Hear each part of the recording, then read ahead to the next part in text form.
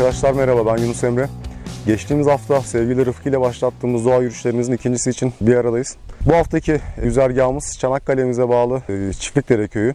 Çanakkale'ye 30 kilometre mesafedeki bu küçük dağ köyünün girişindeyiz şu an. Başlangıç noktamızda yine tam köyün girişinde olan arkamdaki köprünün altından geçen dere yatağı olacak. Bir süre dere yatağından devam edip güneye doğru devam edip doğuya doğru yöneleceğiz. Ve tekrar kuzeye çıkarak yürüyüşü noktalamayı planlıyoruz. Eğer sizler de alırsanız buyurun hep beraber doğaya çıkalım.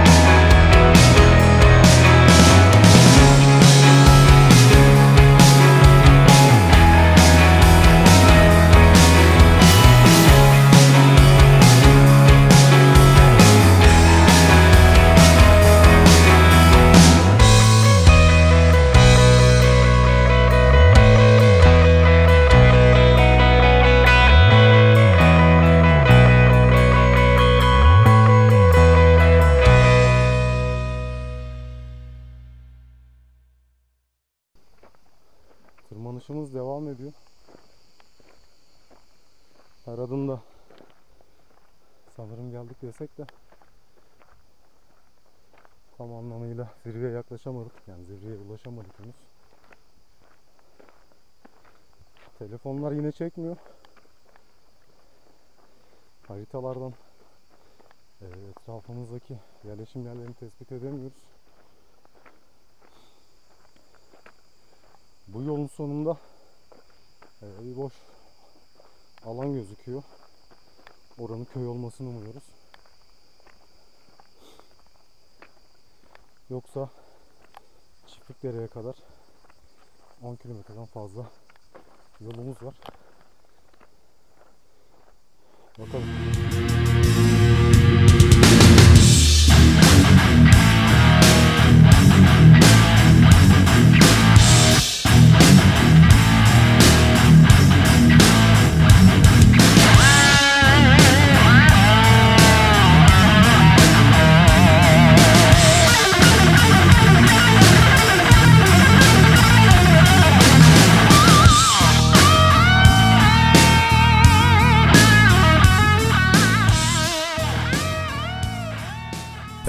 Evet arkadaşlar, Çiftlikdere yolculuğumuzu sonlandırdık. Saatimiz 17:30 civarı.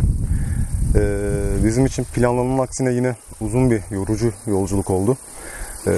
Sevgili Rıfkı ile bir gün önce yaptığımız küçük programda 5 kilometrelik bir seyahat planlamıştık. Ancak videolarda da göreceğiniz üzere bir karayolu, bir taşıt yolu bulduk. O güzergahı takip etmeye karar verdik. O da bizi yolumuzdan, kendi planımızdan, kendi güzergahımızdan bir ayrı saptırdı. Yaklaşık 10 kilometrelik bir yolculuk yaptık. Asıl planımız Çiftlikdere mevkiinden çıkıp önce güneye, sonra doğuya, sonra kuzeye gelip Çiftlikdere köyünde bir çay kahve molası verip intikal başlangıç noktamıza ulaşmaktı. Ancak yine de bahsettiğim gibi videoda da göreceğiniz üzere Karapınar köyüne kadar bir yolculuk yaptık. Bu yolculuğun 4 kilometre kadarı aralıksız rampayla doluydu. Bizi bir hayli yolladı, yine suyumuzu tükettik. Her ne kadar yolumuzun üstünde hayrat çeşmeleri bulsak da susuzluk bizi yine bir hayli zorladı. Bir süre Karapınar yolu üzerinde bekledikten sonra bir köylü kardeşimizden rica ettik. Bizi Çiftlikdere civarına kadar getirdi. Velhasılı bir 10 kilometrelik yolculuk oldu. Yine rotasız bir güzergah belirledik. Keyifliydi.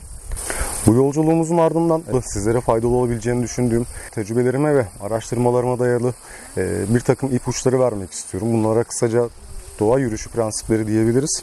Bunlara gelecek olursak birinci prensip hız prensibi. İnsanoğlunun, insan bedeninin doğayla yarışması, hak verirsiniz ki mümkün değil. Ancak aklını kullanırsa insanoğlu doğaya karşı şartlarını eşitleyebilir yahut yaklaşabilir. Bunun için de önceliğimiz şu olmalı: doğa yürüyüşlerinde asla ve asla ne doğayla, eğer ekip haline geldiysek ekip arkadaşlarımızla yarışmamalıyız. Bu rekabet bizi, emin olun, yarışta ki rekabet varsa bir yarış vardır. Bu yarışta bizi sonunculuğa kadar götürecektir. Bu yüzden bunu unutmuyoruz. Ne kendimizle, ne arkadaşlarımızla ve ne de asla ve asla doğayla yarışmıyoruz. Bir diğer prensip ise arkadaşlar adım prensibi.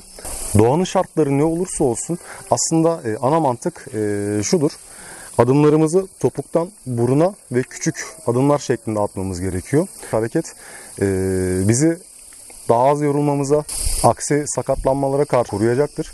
Mutlaka ve mutlaka bu sisteme uymamız gerekmektedir. Bir diğer prensibimiz ise gel Optimus. Gel buraya. Gel. Aferin benim oğluma. Bir diğer prensip ise nefes prensibi. Vücudumuzun anlık enerji ihtiyacını karşılayan tek bir madde vardır. O da oksijen. Ve biz yoğun aktivite anında vücudumuza ne kadar düzenli ve sistemli şekilde oksijen çekebilirsek vücudumuz, metabolizmamız o kadar çok bize enerji üretecektir. Bu da yine şu şekilde mümkündür: burundan alınan her nefes diyafram ve ciğerleri doldurmalıdır. Oksijence zenginleşen vücutta oksijen molekülleri kana karışarak vücudu ve kasları besleyecektir. Bu da bizim daha geç yorulmamıza ve anlık enerji ihtiyacımızı karşılamasına sebep olacaktır.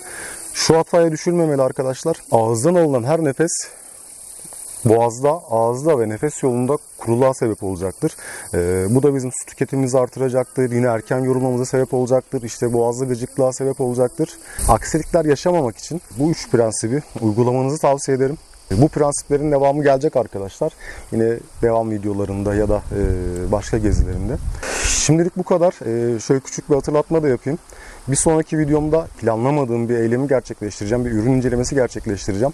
Şu an ayaklarımda gözüken Adidas marka ayakkabılar hakkında size tecrübelerimi aktaracağım. Benim için büyük bir karavana, büyük bir fiyasko oldu bu 2 haftalık doğa yürüyüşü. Merak edenler için bir sonraki videoyu izlemelerini tavsiye ederim. Tekrar görüşmek üzere, hoşça kalın.